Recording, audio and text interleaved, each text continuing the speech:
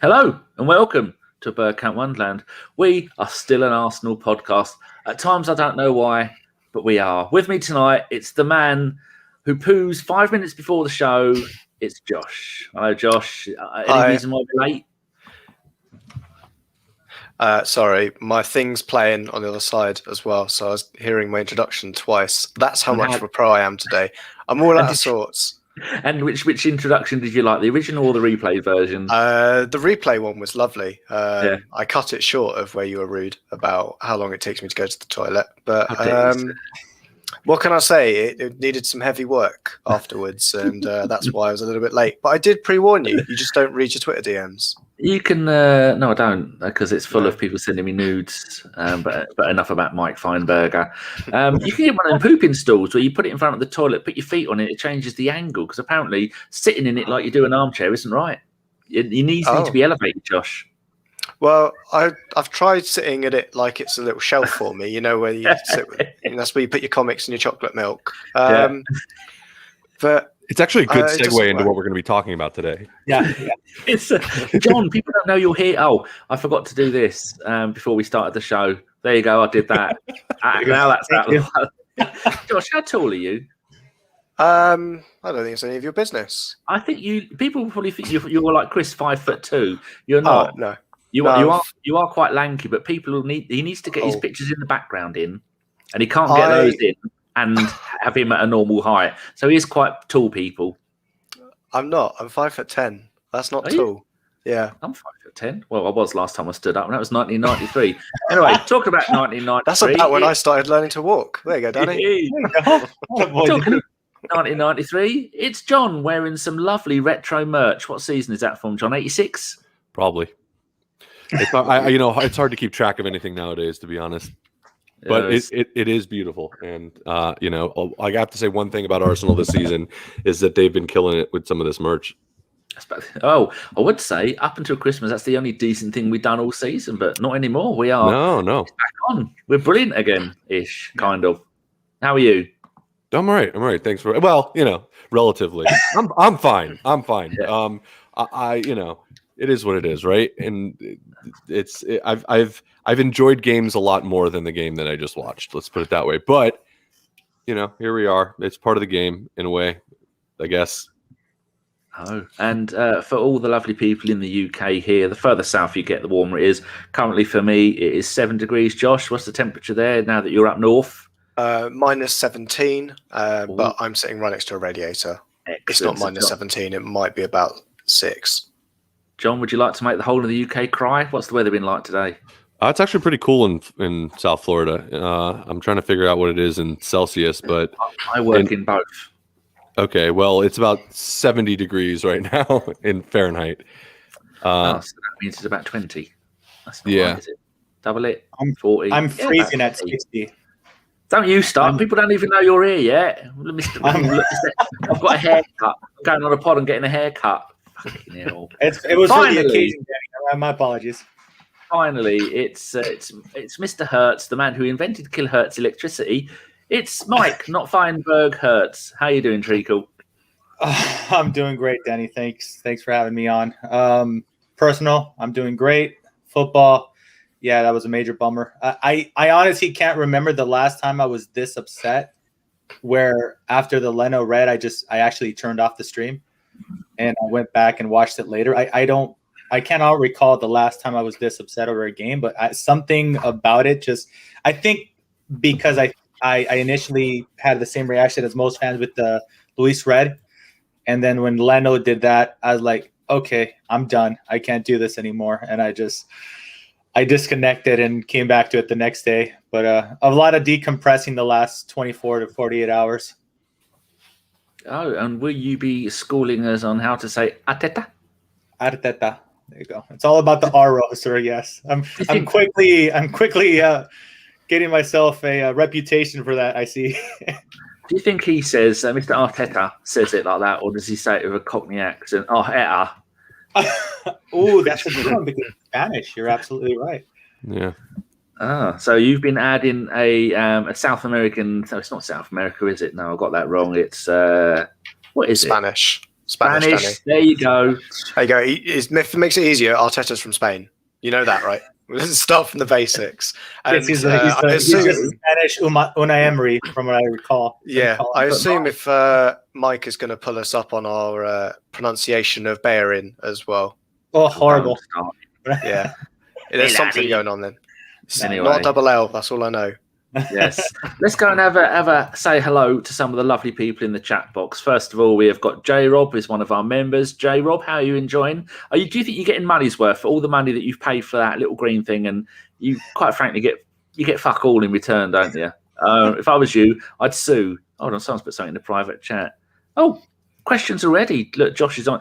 Josh is 10 minutes late, but at least he's putting the questions in the chat. There you go. Loki's there. I expect made-up quotes from Loki all the way through the show. Duncan Knapp is there. He's been I think he's been very busy on Twitter annoying people. Who else is there? There's John from the Miami podcast, who 3 times today I cursed your name, John, because I couldn't remember the name of your at. 305. What is 305? Is that your 305 area? cast. That's the area code of Miami, yeah. There you go. So mine would be the 01480 cast. That's not the same. It doesn't flow off the tongue as well. Doesn't. We've got David there. Hello, David. And you've got Mike there. Julian Salmondo. So far with my experience of the places that are warm, I'm not even going to pretend to know where you are this week. Phil Macker. He's in Norwich. We know where Phil is. That's Mr. Phil Macker to you lot, who had a question read out on the Tuesday Club. I hope you're never going to email him again. Did anybody hear his question? His comment about... Oh, do you want to tell the lovely listeners what it was? No, it's not that it was rememberable. I just remember him being on it. Sorry, Phil. They met Teddy Sheringham when he was playing for Leyton Orient, and he was on 10 grand a week, and his dad was a Spurs fan, and all the Leyton Orient fans and players hated him. Not his dad, hated Terry Sheringham. Well. Yeah. Who else? Oh, Sam Fisher, Sai and Vesh. Who else? Phil's trying to get another sneaky one in. Oh, Stokes is there. Excellent. He said he might come up a bit more often, Josh. So, any more lazy attendance from you, and might be P45 time. I mean, I know there's always one ginger at ABW. That's a requirement. Well, they thought that about Arsenal. Mustafi's gone. There are no gingers at Arsenal anymore. Honestly, that's the first time I've realised, and now I'm sad. Give me about 5 minutes before you come back to me. I'm not sure what I can do. I have to pour one out for my fallen comrades. Oh, never mind. Right, that's 7 minutes and 51 seconds of everybody's life I've wasted. John's thinking I could be at work, and Mike's thinking I could be shouting at my kids, and Josh could have had another poo, and I could have had another wee because I'm full of wee. Right, you don't get this sort of nonsense anywhere else, do you? So where should we start? Let's start with the easiest part of tonight's show, the Man United game. All my notes say is nothing to say other than we got 4 points off of them this season. Josh, do you reckon we should move on already? Yeah, was that the one I got an hour show out of? An hour and 5 minutes of you and Carl talking like old women about knitting and sore feet. Yeah, go listen to that one. There's probably more content in it. I don't even know. Honestly, I can't even remember doing that show. That's how exciting the Man United game was. Talking of don't remember, I forgot to say Mike. It's from probably the best named Arsenal podcast after our own, obviously, from Not Another Arsenal Podcast. Mike, hello. Would you like to tell people where they can find your podcast and who you do it with? I'll ask you this at the end as well, but I feel bad because everyone knows John. Everybody knows John. Not Another Arsenal Podcast, and it's on YouTube, Spotify, and iTunes. And same handle for Twitter. Reach out. I do it with some awesome friends, which is Sebi, Kelly, Christian, and Ryan sporadically. And the gentlemen love to chat, so feel free to hit us up. And everybody knows John's podcast because I think you said on the show the other day you started it in 2015, John. Wow. I did. It was it was right in about 2015. Like that first season was the first season we did it, I think. You have a very unique ability to do one-on-one shows and winkle stuff out of people. I was lucky enough to be on there once. I think I've been on there a couple of times. It's a very good show. You need to bring it back. You're a busy man, aren't you? Oh, that's my biggest thing. I wish I could keep doing it, but it is difficult to find the time to actually, because I do it just the audio format, right? It's easy when you do it here and it just converts and you don't have to deal with everything and taking like the audio file and snipping it and putting the intro and all this. So I do it the hard way, but it's not. It takes a while. Yes, but it's definitely worth it. Mike or John, do you want to say anything about the Man United game? It was, as everybody knows, it was 0-0. I think we looked good at times. It was the beginning of the Pepe revolution, if that's worth mentioning. And Soares had a half-decent game at left-back, and Odegaard made his debut. Odegaard made his debut. Odegaard. Still wrong, Dani. Odegaard. Odegaard.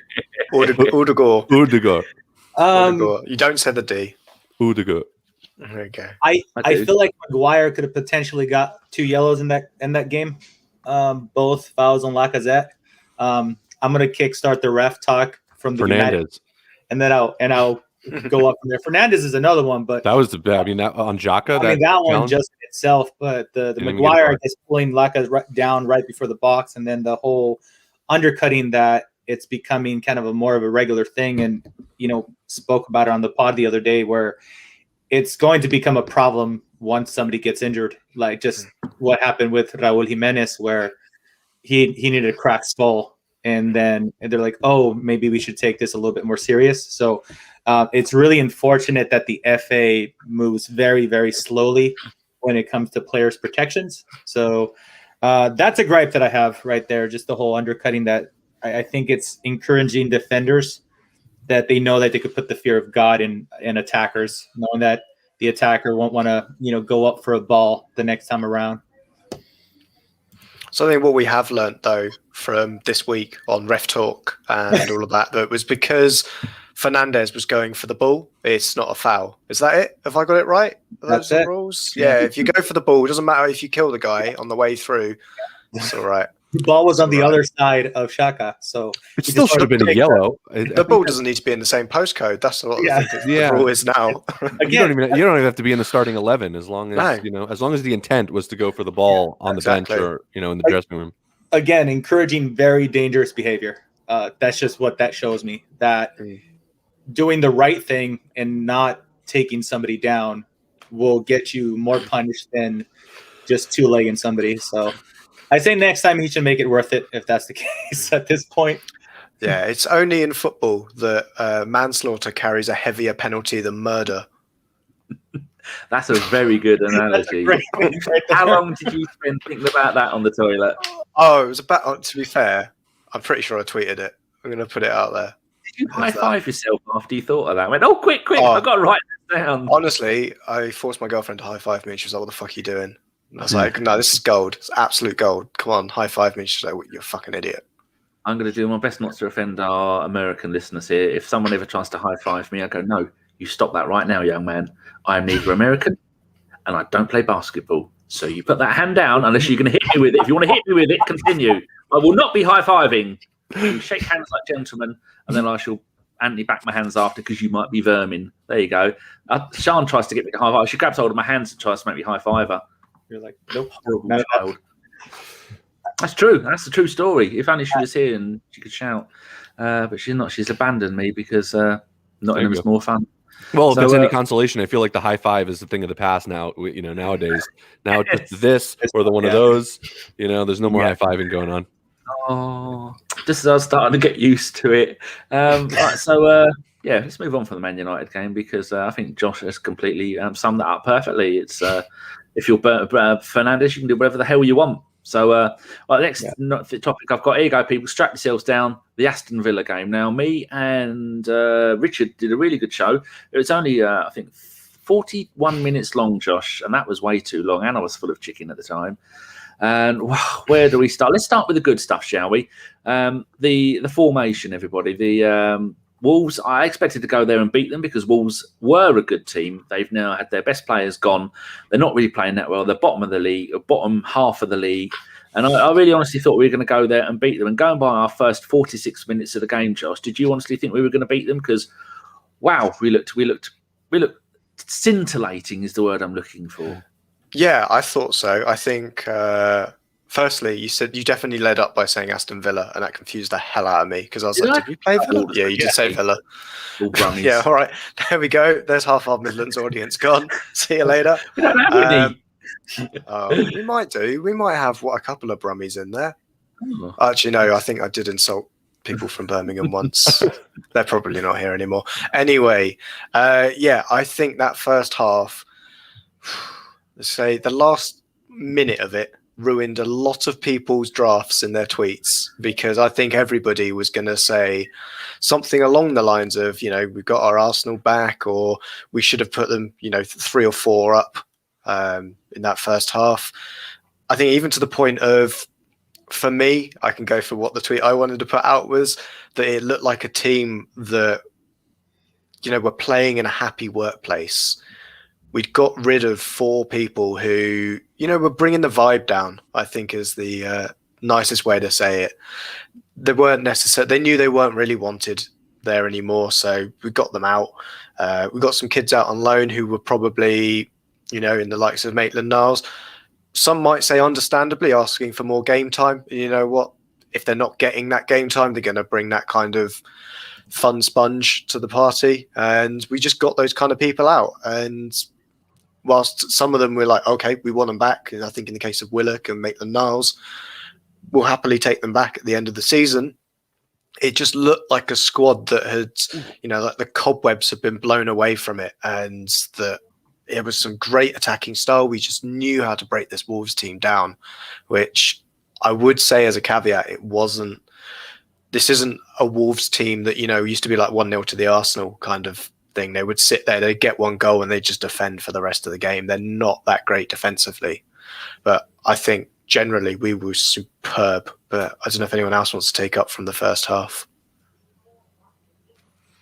Sure. I think that, I think that from that first series of play with Partey and Saka, it was like, oh, all right, this is awesome. And Partey is awesome, but he's such a special player. He has this awesome ability to disguise a pass.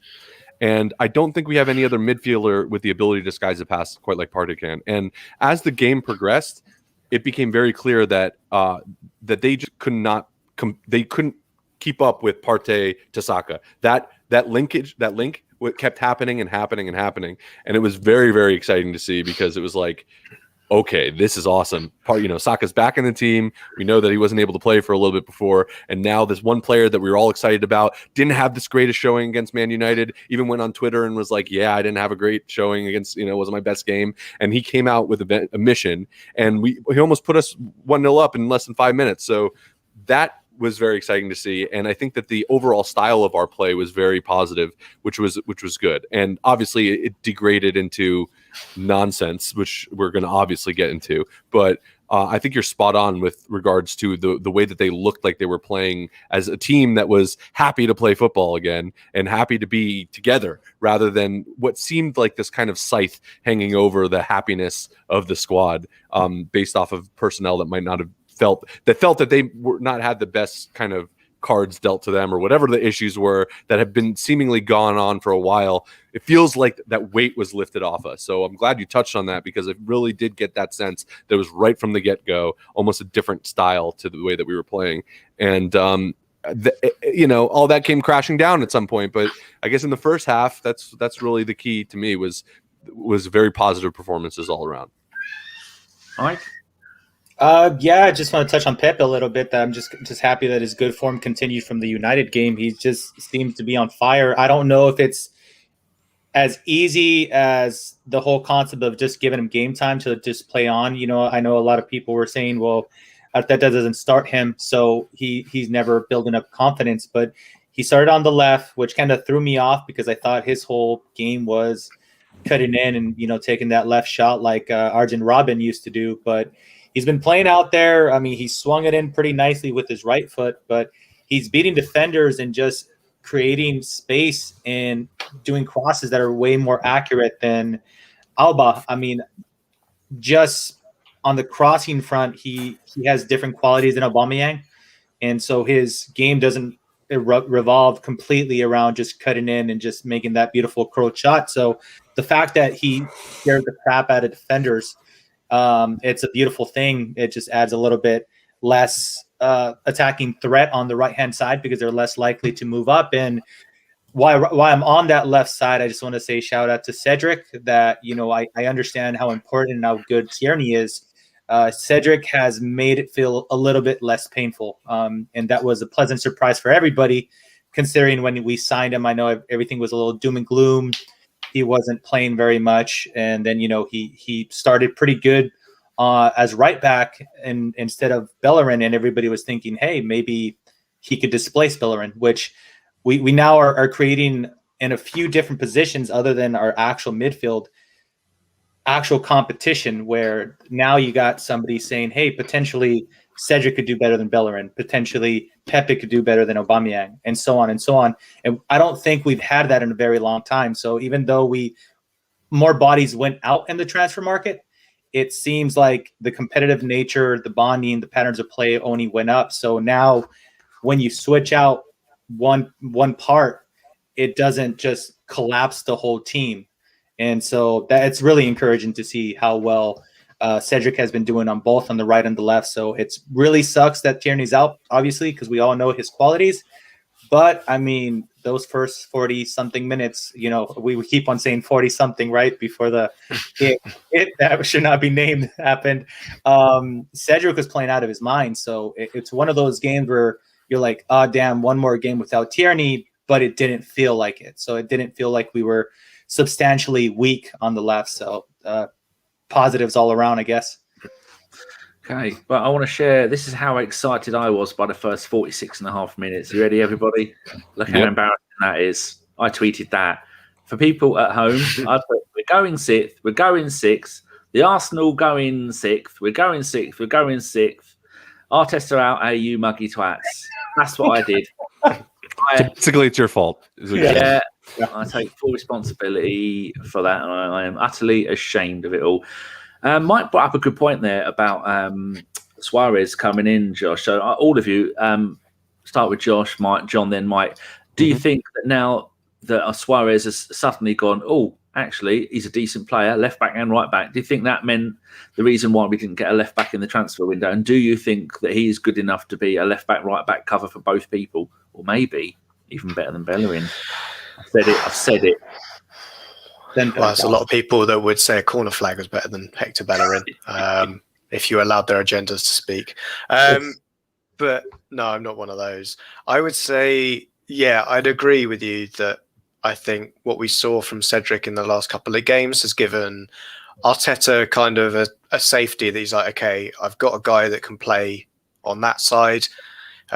Maitland-Niles, there's only so much cover you can kind of have at a football club before it gets a little bit silly. And I think, yeah, it made sense that we let someone like Maitland-Niles go out. We obviously saw the pictures of the day or the training session before or of the day of transfer deadline day where Joel Lopez had joined the group as well. So he's the guy that currently fills in at left back for the under-23s. Does he fills in? Yeah, I believe he's a converted centre-back, Joel Lopez. I don't remember him being a proper left back. I always remember when we signed him from Barcelona that he was a left back. Maybe. I've never met him. If anybody knows him, give him a ring, ask him. We'll have to ask George Bird, but I swear he was a converted centre-back.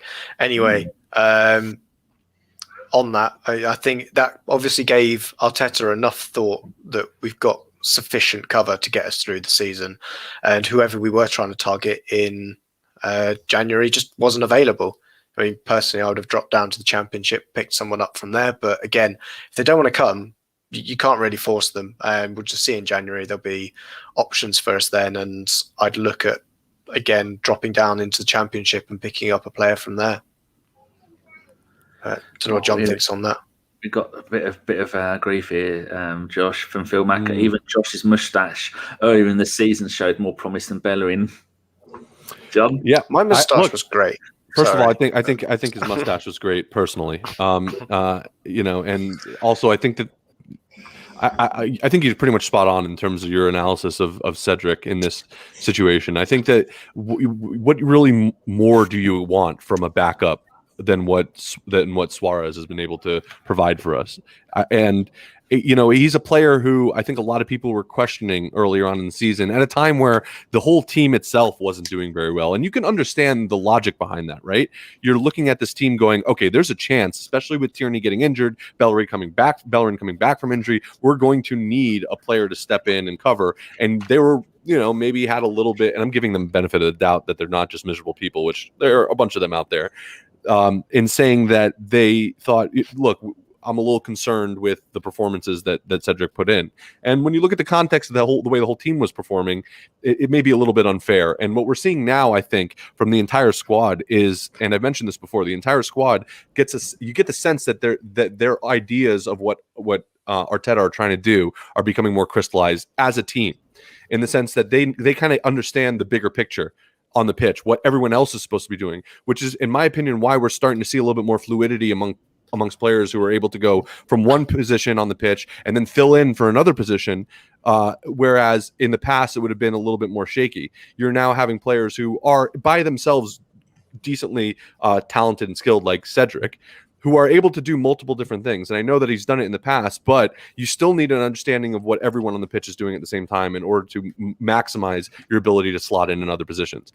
And because I think Cedric has a mixture of that just technical ability plus understanding of what Arteta wants from a system, he's able to slot in those positions really well. And you saw like kind of the kinks being ironed out a little bit, or where he's a right-footed player playing on the left side, and his crosses were a little wonky at first, but you start seeing that smoothing out, and now what you're getting is from Soares every time he plays is a little bit more of a concrete, smoother performance, which I think is helping everyone out in the long run, especially considering that Tierney keeps picking up these injuries, and now it's a new one apparently. So there's definitely going to be time for him to play. So I guess ultimately, yeah, there's not much more you want from a backup. And whether or not he was the plan going forward, or we were trying to get someone in the summer or in the winter window, look, I'm looking at the effect here. The reality is that we didn't. So he's effectively our backup. And as far as backups go, he's showing that he's going to put in the performances, which is a very positive sign in my opinion. How do you feel about him, Mike? Okay, so Cedric, I think he got off on the wrong foot with a lot of fans just because is he represented by Kia as well with Willian? I think something happened when Willian came in. I think the fans started roping in Cedric and Luiz with him just because of the fact that Luiz is Brazilian and Willian was going through that bad patch, where it just kept on kind of circulating, or maybe Raul Sanheli was the glue, the thing that kind of connected them all. And I think a lot of fans just were like, well, he's that type of signing. We don't need him. He can't possibly be good. So I think people started kind of bashing Cedric and Luiz because they were kind of in proximity of Willian.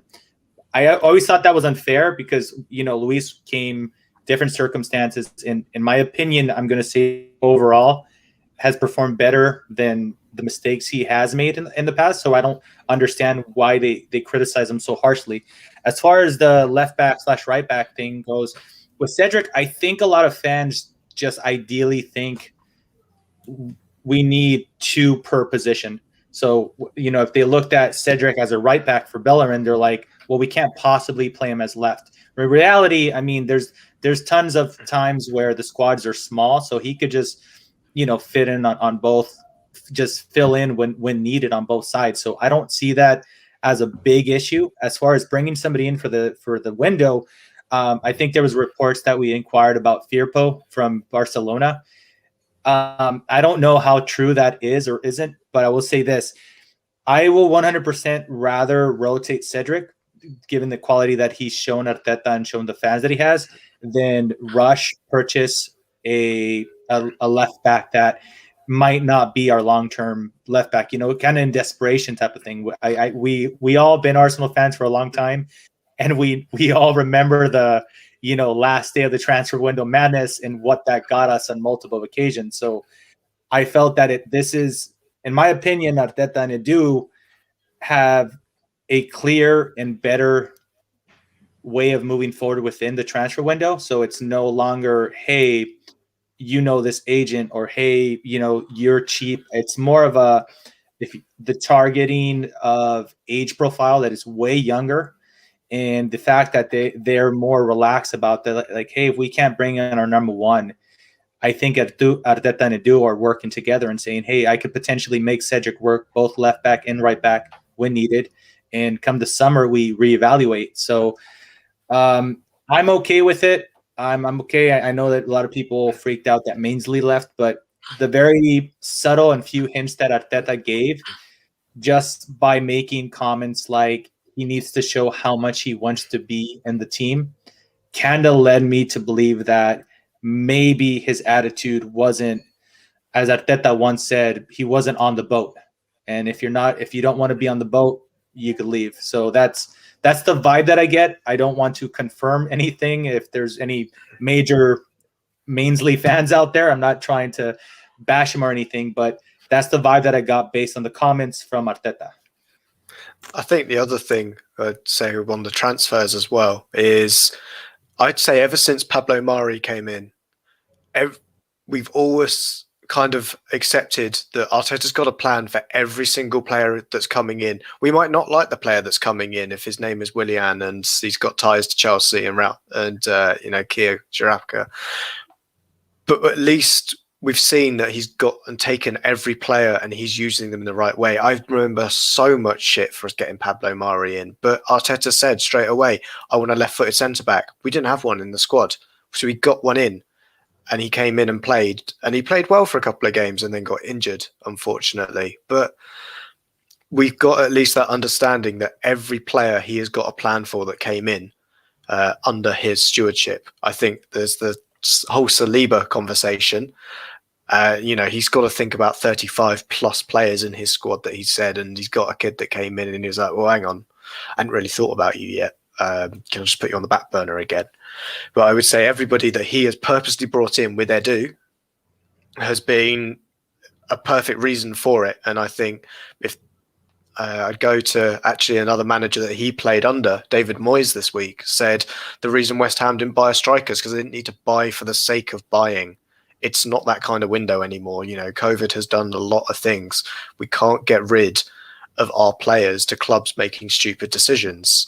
Socrates or Mustafi had West Ham £5 million 5-year deal written all over it last summer, but because COVID came in, they had to think sensibly, and it's been, to be fair, awful for us because we've got so much deadwood, and that's why we couldn't get rid of it, because clubs are being sensible. Yeah, and just to piggyback on top of that, because I think that there was one aspect of that that's important. I think, and you kind of alluded to it at the end there, another thing is I really think that the goal of this transfer window was to get rid of that deadwood more so than focus on what we needed. So I really think that when you're looking at, and let me clarify that, because it's not that we didn't want to focus on what we needed, but I think when you're looking at the squad and Arteta seeing how these players are performing, particularly players like Soares, I think that when you put the two side by side, getting players out and then bringing them in, he as much said, yes, that's going to be the key here, is just get rid of players that are not playing, and I think that was the main focus. So I think that there was kind of a calculus that was done regarding how much effort and resources should be put into bringing players in versus what we had versus trying to get rid of them. And I think most of our resources in the transfer window were spent on trying to get contacts with agents and other clubs to remove the players that are no longer going, surplus to requirements or bloating the squad or whatever. So that's another aspect to it, I think. Yeah, I think the payout started happening once they announced that 120 million loan, right? I could be wrong, but I remember that news broke. They received, and that money wasn't to be used for transfers, obviously, right, but for wages, and they were able to. And what? Sorry to interrupt, but and also in that's a great point. And in line with that, that I forget his name, the guy from the Premier League who does all the contract negotiations. All of a sudden, we hire this guy that's that has all of this knowledge and basis in contract negotiations, and we start terminating contracts left and right. Yeah. That it's very obvious what was going on behind the scenes there. Very true. I'm just looking at a few facts about Soares. I forgot he went on loan to Inter Milan this time 2 years ago, with an agreed deal if they wanted him for 9.5 million, and then we ended up paying, what was it, 500,000 was it, to get him on loan for rest of his contract, and we signed him on a free Very, very good deal, and I like him. I mean, for me, when he first came to us and he scored that wonder goal, I thought, that's it. He's out there to impress, and to all it took was he's 29 years old now. It just takes a few games for you to get back in your rhythm. A new club, new players, new everything, new surroundings. And he's not going to come straight in and be magnificent. It just shows that he just needed a run of 2 or 3 games, and now we're looking at him and going, well, you've just saved us 10 million. We don't really need to buy a new left back or a new right back, and it showed Bellerin. You want to be on your mark. I wasn't sure the other day whether he's a left or right back. He's predominantly a right back who we now can see can play at left back. So that's really encouraging. Josh, do you think we've had enough foreplay? Should we get straight into the Villa game, the Wolves game, the Wolves game, and the incident? So we've already covered the fact that we played pretty well for 46.999 minutes, and then it all fell apart. Josh, do you want to tell? In case anybody didn't know, do you want to give a quick summary? And then go into what happened? Would you like the screen by screen exactly what happened, or would you like the slightly Arsenal biased version of events, Dani? Well, I shall put this up, so then you can't tell no lies. Okay, so I will say this starts from us giving a foul away on 46 minutes, and then I would say, what was it? David Luiz falls asleep a little bit. We don't stack up in time because we're like, well, the ref's going to blow it anyway. He's got 30 seconds left and we're 2 minutes into injury time. They play a ball through. David Luiz then goes on for a little bit of a run. Ball goes into the box. Was it Willian Jose? I can't remember which one's which for Portuguese, if you say the J or not. Anyway, Willian. His boot, I think, catches David Luiz's knee. I mean, you might need to get the picture up again. So then David Luiz is fouled because Willian's not going for the ball in that attempt, and he's fouled our player. That's what happens, right? And then nothing occurs from there, and it's all fine. Or what actually happens in the other event is Craig Paulson, known Midlander. I don't know if he's from the Midlands, but it's better for the thing. He's a Sheffield United fan, isn't he? Something like, he's from Sheffield. Something about his family are all from Wolverhampton. Who knows? Anyway, wrong uns, a lot of them. David Luiz's little knee catches the stud. Willian goes down like a sack of potatoes, and Craig Paulson's like, all right. Well, it's a penalty. If ever I've seen one. I've seen a lot of penalties in my day. And it's like, well, hang on. Which player was it? Did it? No, it wasn't Rob Holding. Oh, David Luiz. Yeah, no, hang on. There's one of these in my back pocket. Yeah, it's the red one. Yeah, it says David Luiz on it already because I filled it out pre-game. So something Mike Riley asked me to do. Something about spot fixing. I don't know. Anyway, so he gives the red cards to David Luiz. VAR apparently has a look at it. They've just confirmed that the money's been credited into their Sky Bet account, and yeah, sure. I'll add the extra tinfoil hat, and this is actually true. Mike Riley's side hustle. He is an accountant by trade. Yeah, if anybody's going to hide money, it's going to be an accountant. They're excellent at it. It's their job. Sorry, I told everyone to bring their tinfoil hats beforehand. Yeah. So. Yeah, we get a man sent off, and Raul Neves. You can see the contact is somewhere there. I think the understanding from the FA is all atoms are attached, so it doesn't even matter if there is contact. There is atom to atom contact. And that's actually not how it works, believe it or not. So if we're going by the atom theory, nothing actually touches each other on the quantum level. So there's no contact at all. If we're going to, so it was Ant-Man's fault. So it was Ant-Man's fault because he's in the quantum realm. Yeah, and he's in the pocket of the FA. That's what I've heard. So there we go. That's actually true. Yeah, it's all bullshit. Is the short of it. That's how I've summed it up. I've summed it up. You don't need to know what Neves did with the penalty. He just put it in the top corner. Leno wasn't getting anywhere near it. He's an Arsenal goalkeeper. We don't save penalties. And Neves only ever goes into the box to take penalties. So he scored. Yeah, bollocks. There you go. Next. Yep. Well, anybody else want to refute what Josh has just scandalously made up about an innocent man? John, you sound like you could defend him. All right, I'll defend him for the sake of argument. I'll defend him insofar. First, man, this is difficult. I don't want to, but I will. By the letter of the law, that is a red card. It is a dumb law, however, and I think that the issue of this law is that it's not applied consistently, as we saw with the Southampton red card being rescinded and ours not being. So either they're both unrescinded, or they're both rescinded. So in this case, you can't have one or the other, and that's the issue here. And that's the problem I really have with this whole thing, is the consistency of application of the rule. You can argue that the rule is unfair all you want, but the rule is the rule. And you kind of mentioned, if you have, we were talking about it before the podcast, if you have a certain amount of alcohol in your system, it doesn't matter if you are just at that limit or just a little over it. It's against the law. You've hit the limit, right? And it doesn't matter how unfair you think the rule is. Now, the problem goes is that when you have two different drivers with the same limit, or one of them even more, and one of them is being charged with a crime and the other one isn't. That is where I'm with Femster82, and it's infuriating. It is absolutely infuriating. And that's the biggest issue I have really with Premier League as it pertains to how they apply the VAR and everything like that, this inconsistency. And there's all these conspiracy theories I have about how the refs don't actually like VAR, and I think they maybe use a lot. I know there's other theories out there, but that they'll do whatever they can to kind of maintain the decision that's made on the field, which is evidenced by the fact that there's not very many refs decisions that gets overturned on VAR review, even though we can even look at it and go, okay, this obviously should be overturned. And when you look at the kind of application of the rules, which I mentioned earlier, and just kind of the fact that we seem to be the guinea pig for these rules that almost never get enforced, like red cards, and then never get seen again subsequently. Like I can think of Xhaka, that one red card that he had that we never saw another. What? Yeah, the Swansea match, and we never saw that ever being enforced ever again. I think like the next match it happened again, and nothing happened.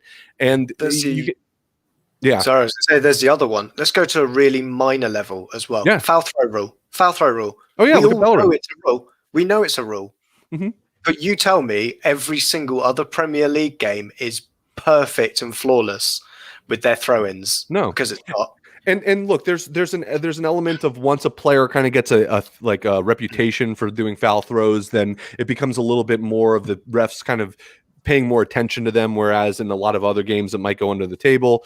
But in terms, but the foul throws and the kind of weird rules that that are only enforced against us are just the tip of the iceberg. There are countless examples across the Premier League where there's just poor decisions being made left and right. The rules are not being applied equally, even with VAR. And I'm thinking about like challenges. We could just look back, and I'm going to use Arsenal because it happened to us, that we were talking about a Fernandes penalty where, for a Fernandes foul, are you telling me that's not even a yellow card? It's absolutely ridiculous. And it really comes down to the level of refereeing in the Premier League and in the FA in English football. It is absolutely subpar. It has been for a long time, and I think with VAR now it's becoming even worse, because now the decisions are being like kind of conformed to see what the ref actually rules on the pitch.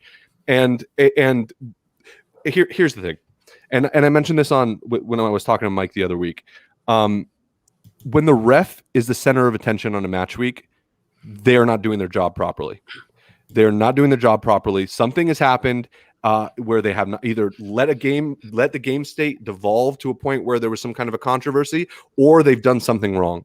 Either way, it looks bad upon the refs. And I've noticed with increasing frequency, the refs per match week are becoming the center of attention, which is totally which is not the way it should be. It's wrong. And that they need to have something. There's no accountability. There's no accountability for these refs. And that's a big problem here, is that once they make a mistake like this, they have this power. And unlike other sports, and we could talk about American sports, the refs in English football have way more of an effect on the determining outcome of a game than any other sport I can think of, especially the ease in which and the way that the laws are written that allow them to take a player out of the game immediately, no questions asked, no real review that actually has any meaningful effect on the game. That's it, just out of the game.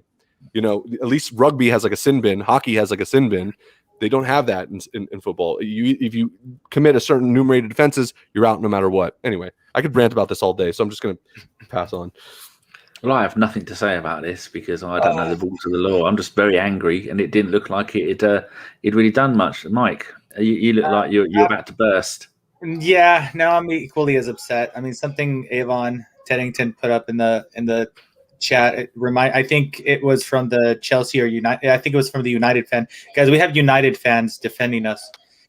Something should tell you guys that that's wrong. But if we're going letter of the law and everything, I'm going to piggyback on what John said.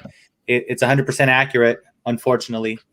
However, I'm going to continue with the law is insane, and it's encouraging two really bad behaviors in the sport. So the law is encouraging a defender like Bergkamp and Luiz to take out a striker from behind.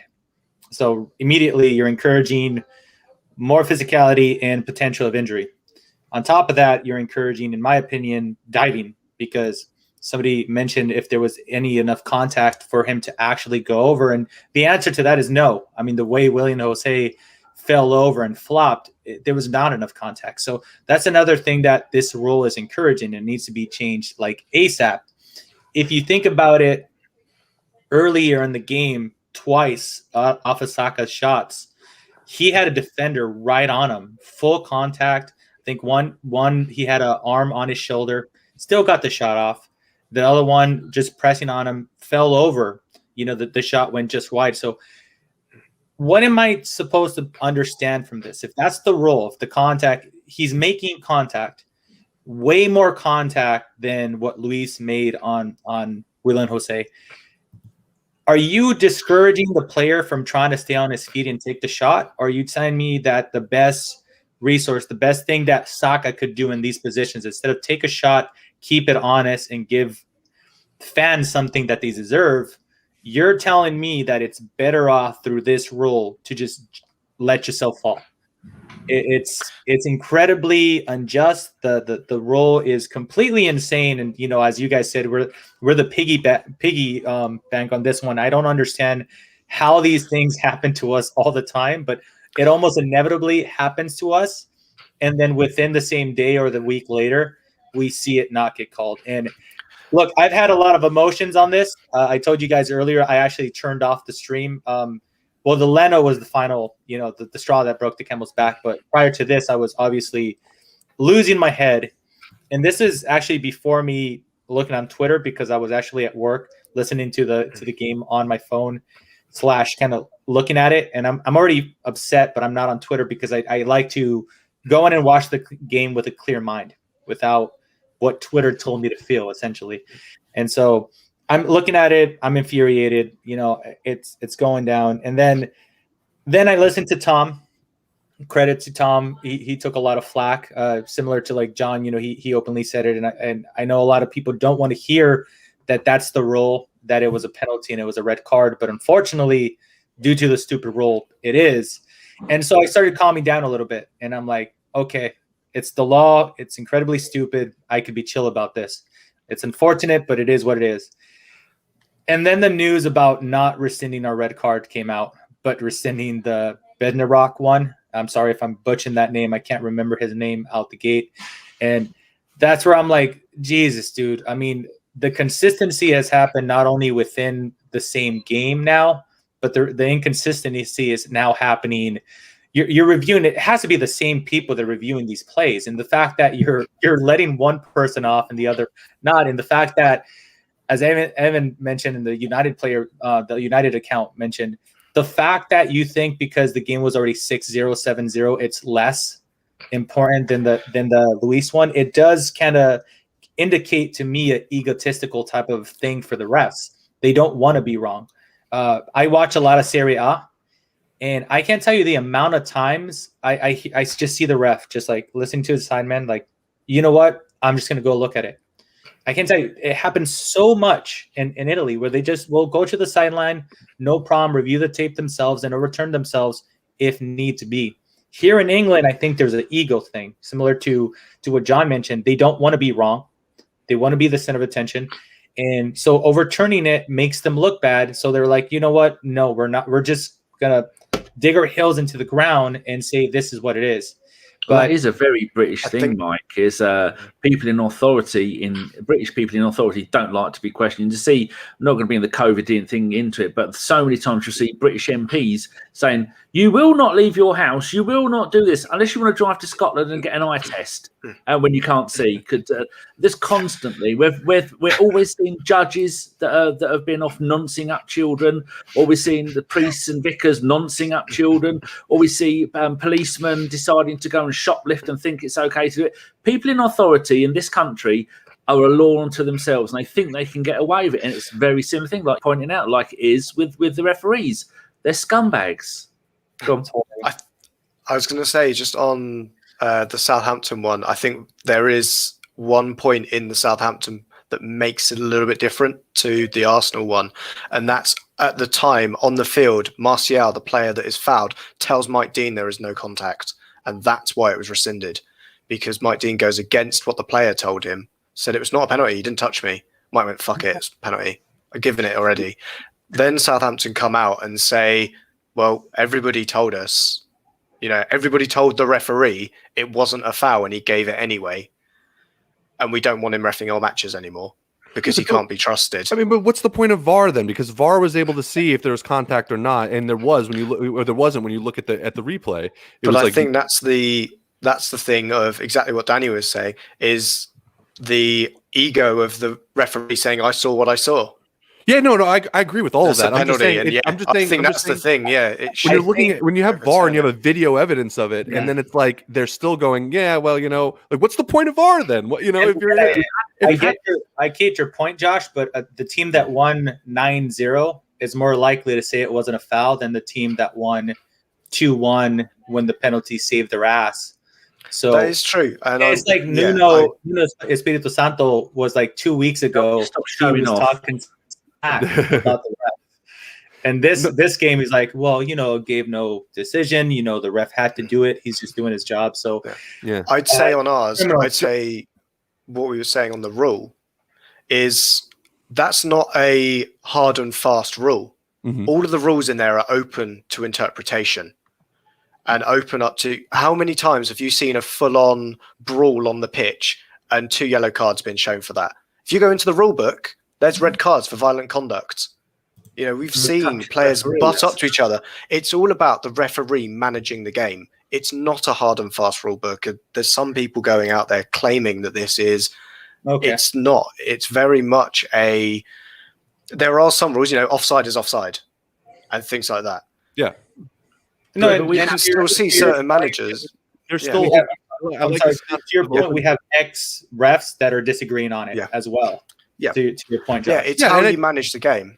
And I think that's exactly right. And the notion of it being open to interpretation is extremely important too. And it kind of goes back to what I was saying about when the ref becomes the center of attention on a match.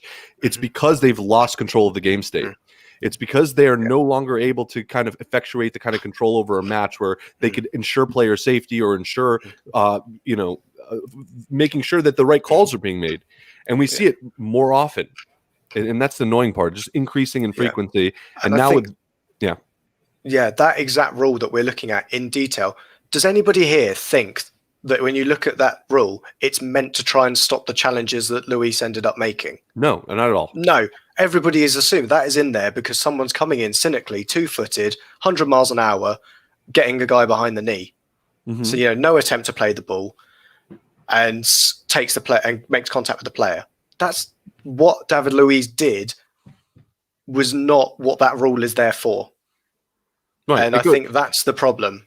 Yeah, it's this, and you see this all the time when you're looking at actual criminal or civil laws, that there's this difference between when you're looking at a statute or a law itself, between the spirit of what the statute's supposed to be protecting and what the words actually are saying. And whereas the words might say, yes, under the black letter of this law, that is a penalty. That is where the interpretation of the ref comes into that. Because the ref really needs to say, is this something I am going to ruin this game over? Is this the kind of foul that once this player is off, he's off, and now they have a red card? Now their season's affected for 3 games. Should I apply this right now? I have the right not to. I don't have to call this penalty if I don't feel that the contact was enough to warrant it. Whatever. There is that ability that the ref has. and to not utilize that is absolutely incorrect, and it's incongruous with the spirit of that rule, like you're pointing out. Yeah, I think we've to seen a bring lot it of. back to sorry, Go Mike. for it. Go ahead, Josh. I was going to say, bring it back to the analogy that I said about, murder and manslaughter. At the end of the day, there's someone dead on the floor. The result is the same thing, but it's a very different way that we got to that end result, and the punishment is different for it. And I think that's where, we just need to look at it and go, you know what, sensible. That's not violent conduct. That's not a red card in any sense of the word. Someone go, in the rule, if you read it like this, it's this, and this, and it's definitely the rule. But there's the application, there's the human side of the game, and that's where the referee is, as kind of saying, and as you're saying as well, John, that, like a judge would, they take everything into account. It's not what this says, it's a guideline. Yeah. And you know what the evidence of that is? When was the last time you saw a penalty, a red card given for something like this? Ever. I haven't, Twitter is the ultimate detective sleuth football Twitter is, right? If this has ever happened before, you're gonna get people retweeting like snippets of it of a game, where 10 years ago. There are few and far between situations, and I haven't seen one that's analogous where a red card was given for something like that. And that's why it goes back to me being sick of being the guinea pig for this kind of stuff. Why all of a sudden now in this match against Arsenal, given the momentum we have, and obviously the circumstances in the league shouldn't affect whether the rule exists or not, or whether the facts fit what the law is and if it was violated. But at the same time, it's just really annoying. It's really, really annoying that we seem to be more often than not on the end of these kind of decisions and the worst possible moments, and that seems to be what happened here. And I think that's a lot of the kind of rancor that Arsenal fans are, and the injustice that Arsenal fans are feeling right now. A few things I want to mention that this made me think. Josh knows that throughout recent history of refereeing, linesmen have, after they've retired, come out and said, "You don't question the referee. We're the third, with the third, fourth, fifth assistant. If the referee's done something wrong, you won't get a linesman going, ref, no, that's bullshit. You got that wrong." They don't, do they, Josh? They shut up. There's a hierarchy. Yeah, it's a very rare kind of group. You'll see the kind of, I remember the Howard Webb group of referees. Yeah, that's the one. The ex-policeman, that one. He was they had a good understanding, I think, because they were kind of mates as well. But there's, I was trying to think of the podcast. I think if you have to go right back to the Magic Sponge, so if anyone remembers that podcast with Jimmy Bullard and Rob Beckett, they have Jeff Winter on, and he goes through how much of a boys' club that is. It's so cliquey. That's the kind of Graham Poll era of referees. There's a lot of I think interesting things to kind of read into that, and some of the others about just general corruption. Every single top five, of all the top 5 leagues in football, all of them bar one have had a referee scandal, and I think we can all guess which one it is. And it's not the one with squeaky clean people, because France has had it with Marseille.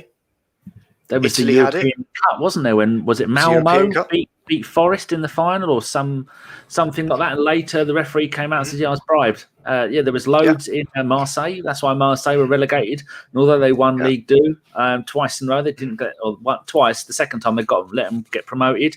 Juventus relegated. I think other teams have had Germany titles. had it. Didn't Mark Hasley come out and straight up say that there's kind of fixing going, like that? Did anyone remember that quote from him?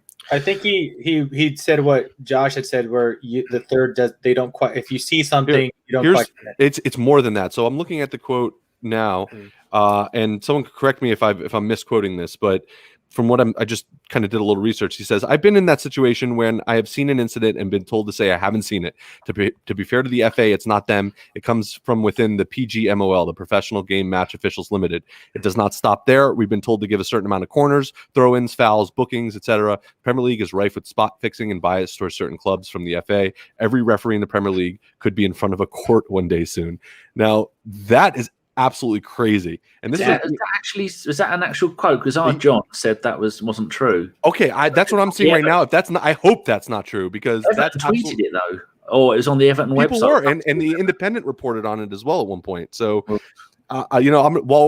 just to fact check myself, I'll go take a look. But if that's the case, like that's exactly what you're talking about right here. And the fact that they're not even I mean, what would the governing body be at that point? It's like if the foxes are in charge of the hen house, and and if that's the case, there's always going to be potential issues where there's self-regulation going on. And if both are in on it, then, and we're going to put on our tinfoil hats, it's absolutely ludicrous that that's the case. So I'm going to look it up because I don't want that to be true. This is just something I remember seeing. And like I said, I'll fact check myself on this.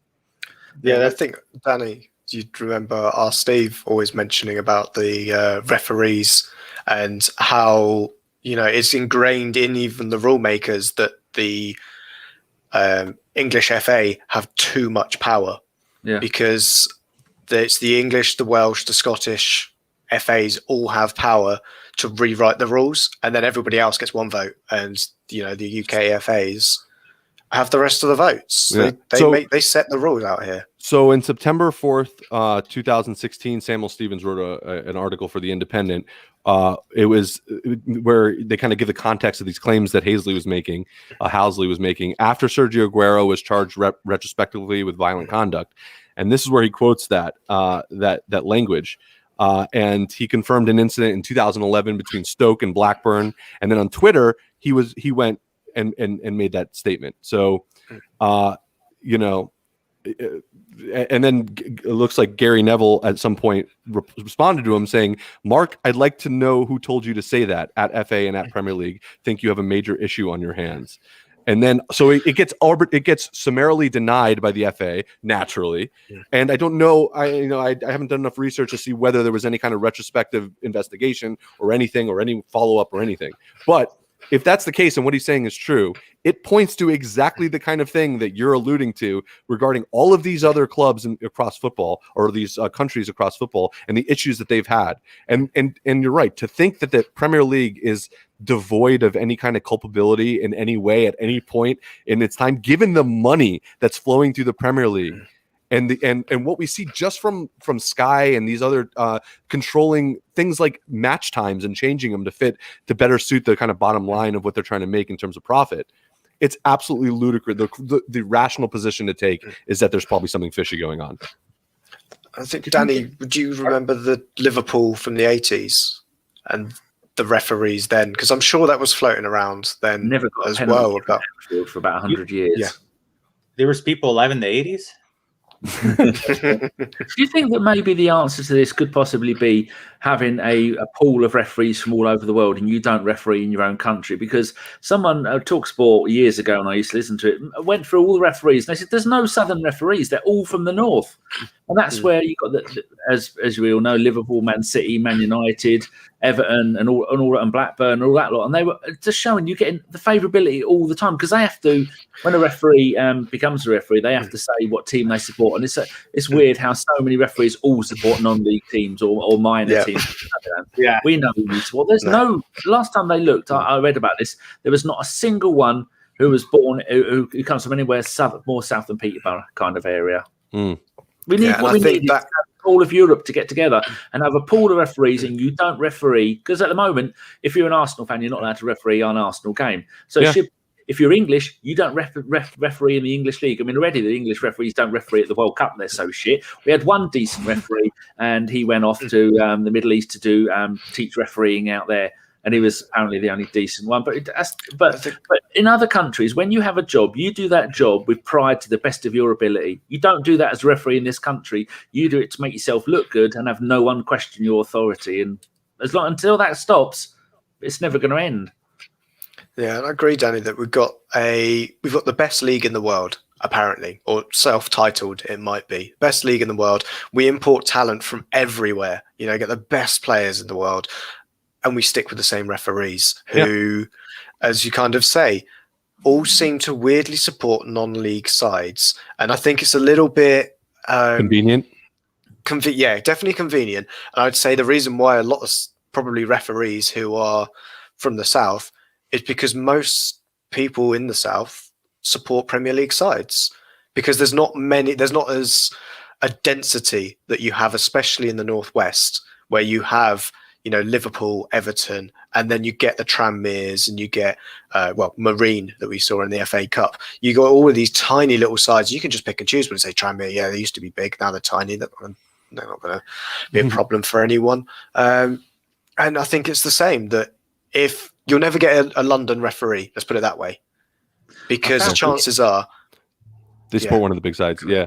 From the 28th of October last year, Michael Oliver, he's a Newcastle United fan, apparently, from Ashington, which is up north. Martin Atkinson, Bradford, Leeds fan. Anthony Taylor from Manchester, Altrincham fan, non-league team. Mike Wirrell from Merseyside, Tranmere fan. I think they're in, are they non-league now? I think they've had a bad time. Chris Kavanagh, Manchester, unknown. Jonathan Moss, Sunderland fan. Craig Pawson from Sheffield United fan. Never refereed a Sheffield United, Sheffield Wednesday, Doncaster or Rotherham match.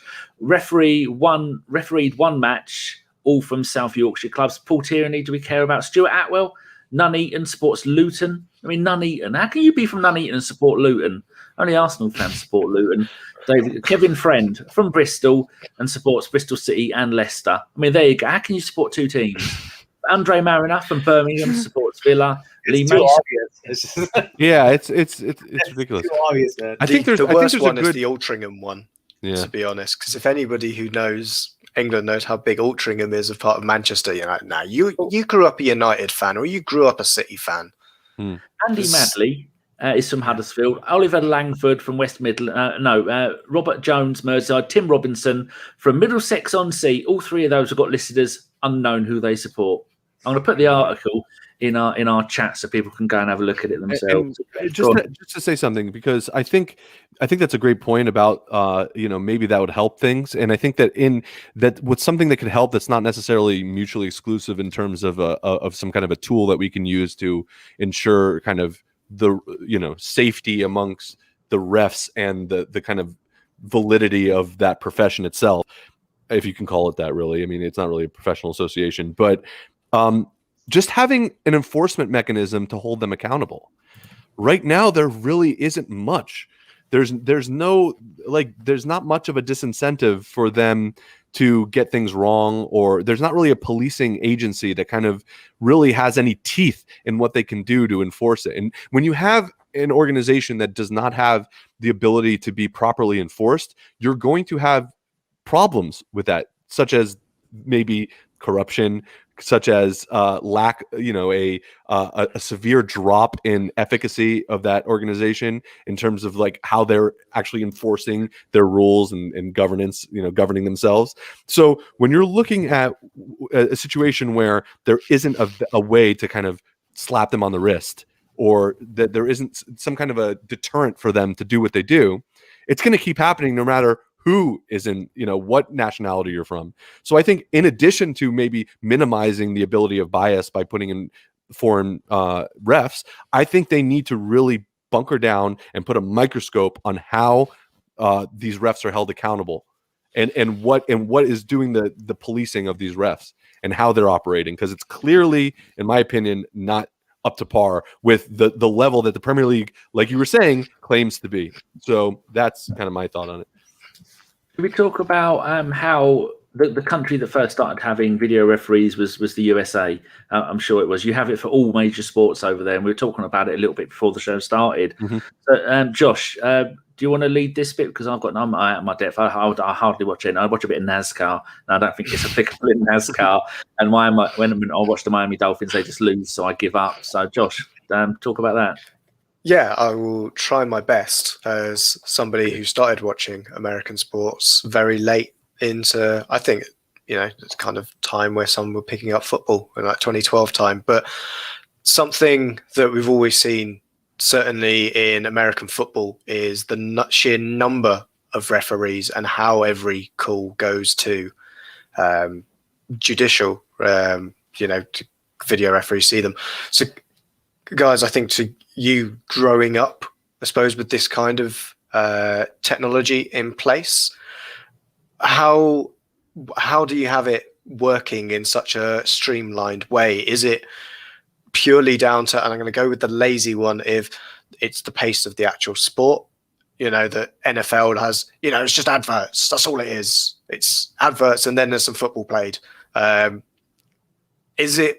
How does it kind of integrate? Is it that kind of partnership of the pace of the game, or is there more to it? I'll come to Mike first on that. Yeah, no, I just think it's streamlined because there's way more people on deck and there's a lot more communication going on. So there's, he's talking about egos and hierarchy. There's none. When something gets called, it's off. Like if we're talking about NFL, right? It's the sidelines that they're wanting to throw the flag, right? Then they go into the middle, have the conversation. Also, a lot of it is taken out of their hands in the sense that they reunite, they have a full-blown conversation. Everybody's connected to it. While they're discussing it, there's also somebody in a booth reviewing it, which is my biggest thing. For me, VAR could potentially get a lot better if they got a group of ex-referees, a panel of 3, to review a play, whatever play they deem reviewable, and that panel should be able to overturn what happened on the field. That, for me, removes the concept of the main referee down the field to say, my own ego is not allowing me to say that I got that wrong. So that's my opinion. So on that, as far as the streamlining, sure, you could argue that we're a little bit more accustomed to it. The fact that they review plays, there's commercials and whatnot. Something that as a football fan, first and foremost, I wouldn't want to see a commercial in the middle while they're reviewing the VAR, to be completely honest with you. But I think it boils down to how many people they have officiating the match at one point in time and the open communication that they have. I don't see that line of communication amongst refs in football. So I think that's where they should start. But as of right now, unfortunately, we got zero worth of that.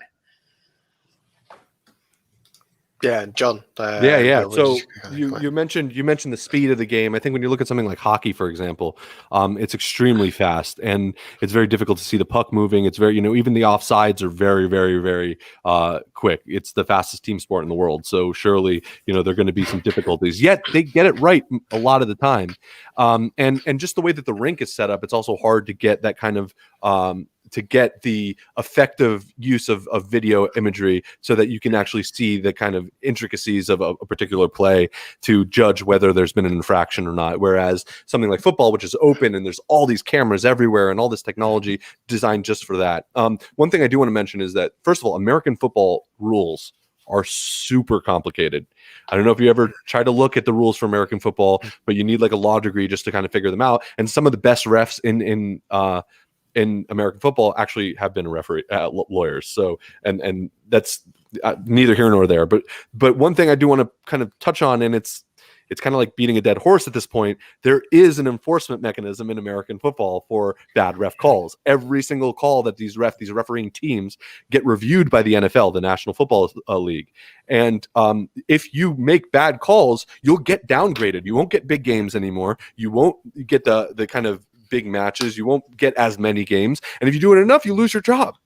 There is this kind of way of enforcing poor quality to keep the overall quality of refereeing up, right? And I just the way that the NFL is maintained, there's way more oversight, I think, when it comes than there is in English football, or European football, and it's kind of annoying, right? Because yeah, there are all the commercial breaks, and that would be stupid, but you're getting the right call much of the time, right? There's a consensus about the rule, and more seldom. It's not like every week, like here, where we're seeing a ref making a bad call and it's ruining a game.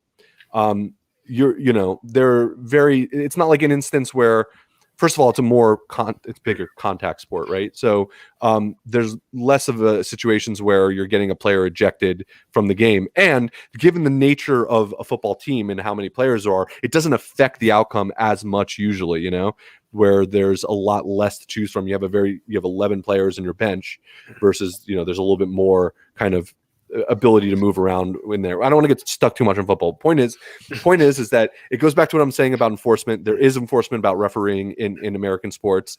And I think that needs to be carried over the most. If there's anything that I could say about refereeing in general and the comparison between American sports and European football, is especially in the Premier League, is that there needs to be an enforcement for the refereeing. The refereeing the level and quality of refereeing in the Premier League is abysmal. It's shockingly bad and I'm going to say it again because I think it bears repeating, for a league that claims to be the pinnacle of the sport. It is exceedingly poor when it comes to refereeing and the quality of refereeing, and that needs to change, or else it's just going to. I don't know. I can't even. I'm sorry. It's just like so. I was just saying. I hate having to talk about the referees like every other game week. It's so ridiculous that we have to do this. I just want to watch and enjoy a football game. We were playing so good, and then this. Yeah, and I said one of the things that. Another point of view that Americans do is sometimes they interview the referees, or sometimes the referee, when he makes a massive mistake, he'll actually come out and apologize and say, hey, I made that mistake and it could have affected, like an NBA, right? A foul could really, towards the end of the game, really influence the outcome of the game. And they'll put themselves out there and make the apology. Going back to what John said, there's accountability. They're not only to the people that are above them, but there's accountability towards the fans to say, hey, my bad, this was a mistake that I made. That I don't think we'll ever get to a point where that's going to be the case for us in European football, soccer, whatever you guys want to call it. To type apart. I said the S word. So that the accountability factor, as John alluded to, is madness. And I think somebody mentioned that in rugby, not that I watch it, but I've heard this before, where when the referees have a conversation, you could actually hear what they're saying. Yep. Here, there's zero. So I mean that's also they also wear cameras. Crazy. Sometimes in rugby, the refs are wearing cameras that they'll actually go. You'll see them in the scrum and arbitrating things. You actually see the conversation. Imagine in the Premier League. But that being, I'm sorry, I didn't mean to interrupt you there. But there's also where you're like, how did you see that foul, Chief? As someone who's played rugby, I can tell you that the approach to rugby players to the refs in the game are very different than football players to the refs in a game. And there's kind of a joke that rugby is a game of like savages played by gentlemen, and football is a game of gentlemen played by savages. Especially when it comes to the rough. It's a rough kind of way of saying it, but you can tell what the F off. You hear the in English football that would never happen in rugby. It's very rare. They're super respectful to the refs, at least in my experience. Yeah, I think that's one of the things I was going to bring it into was the fact that I think the communication is one big thing, and certainly I've been to a couple of NFL games. As well as a few rugby games as well. And the communication there you get from the refs, I think that's a huge thing that football in its kind of arrogance doesn't want to say, oh, well, we're taking these things from this sport and stuff like that. Even Hawkeye, we never mention that's technology that we've taken from tennis. This is Hawkeye. We've got this. It's great, isn't it? It's especially for football. And you're like, this the stuff that tells you if the tennis ball's out. It's the same fucking technology. Get over yourselves. But I think that's one of the big key things. And to go back to a guy that I call him a guy, I'm going to talk about Arsene Wenger. One of the big things that he mentioned when VAR came in is that we've got 2 Premier League stadiums without monitors in them, or without big screens in the stadium, and they're Old Trafford and Anfield don't have them in place. And I think that stops this big communication. It's the key thing. Like, whilst we say, you know what, we'll never accept that there's a 2-minute gap to get to the right decision. If the referee's talking and there's something for you to understand and the play is moving in your mind, it's a bit like being stuck in traffic. Or do you take the longer route? You can go 5 minutes out of your way, or you can sit in 3 minutes worth of traffic. You know what? The traffic's going to feel longer because you know what? You're not moving. And that's, I think, one of the things that if the referees manage the game better, you don't notice the gap. You don't notice it goes on for longer. I remember when I was watching NFL games, obviously, when I'm watching it live in the stadium, you don't get the adverts as much. So there's other things going on that that distract you in that time. Whilst you're waiting for a referee to make a call on the field, you're just like, oh, come on, hurry up, mate. I'm waiting for the football to come back on. They should do what they do in the NFL, just get cheerleaders or something. Exactly. Get a T-shirt cannon out. Shoot it at me. Yeah. I want a T-shirt. I can't afford to have the decent seats. Stick a NOS can on the end of it. Get it up to the top. Crystal Palace had the cheerleaders, didn't they? They did. They all did back in the day. Lots of them did. A couple of things. If people are listening at home and wondering about that list of referees, I'll put it in the show notes. So it'll be on our website. It'll be in the blurb underneath the YouTube, Spotify, SoundCloud, blah, blah, blah, blah, MySpace and all that lot. Oh, Jesus. I went back too far. I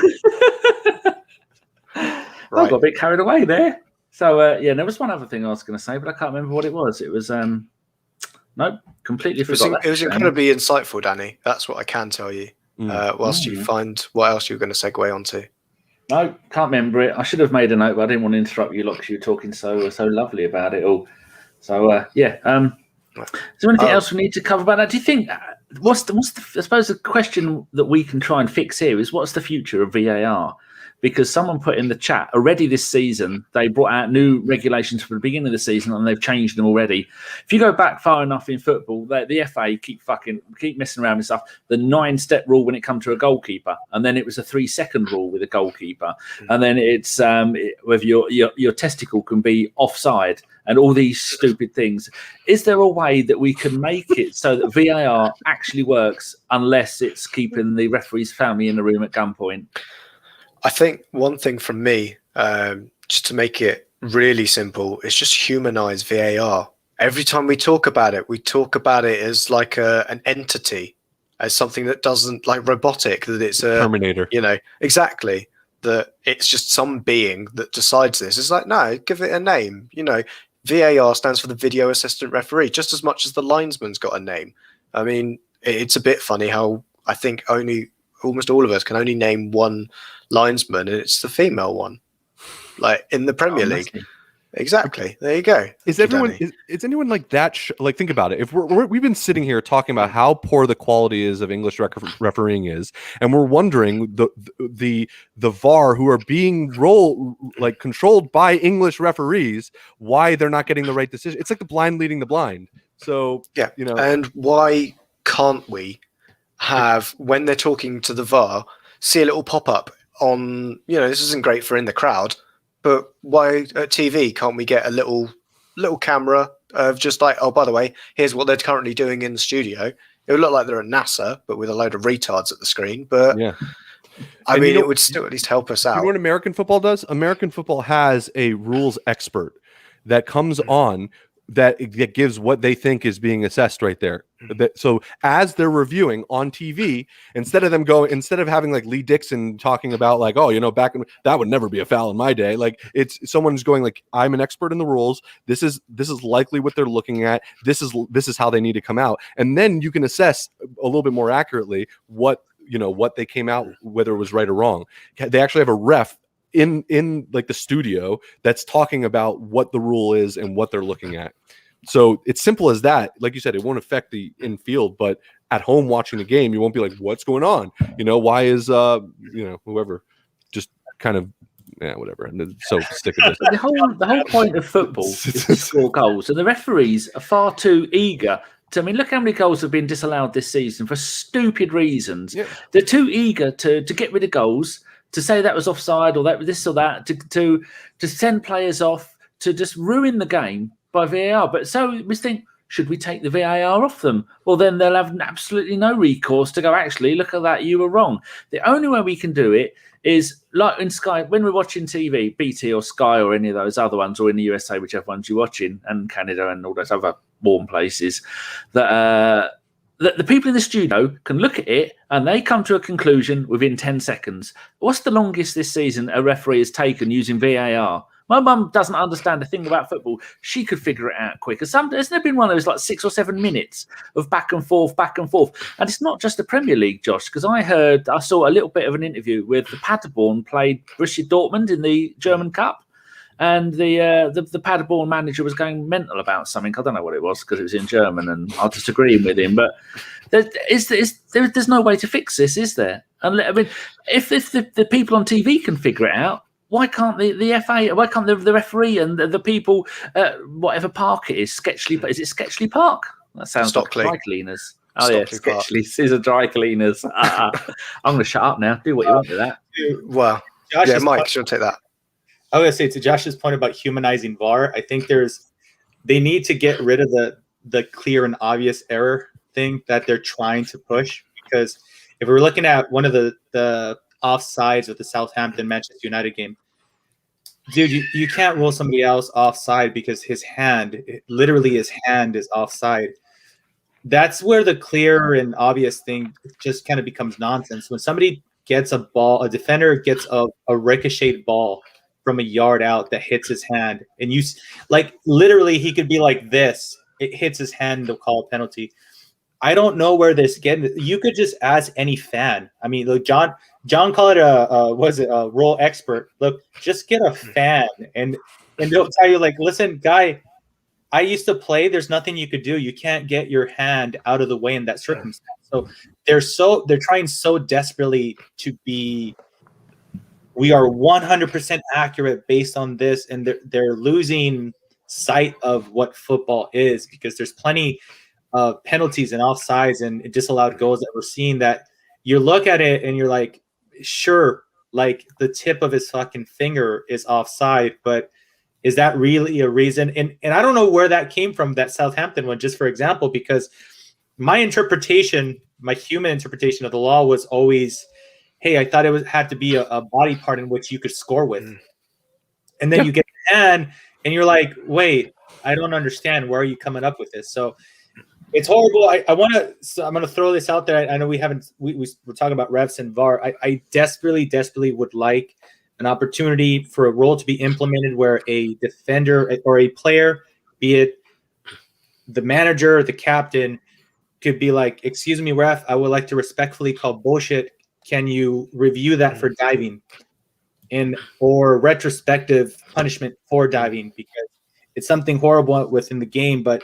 And I bring this back all the way back. This is when it occurred to me for the World Cup final, where the first France goal, it wasn't, in fact, it was like Pogba that dived. It wasn't an actual foul.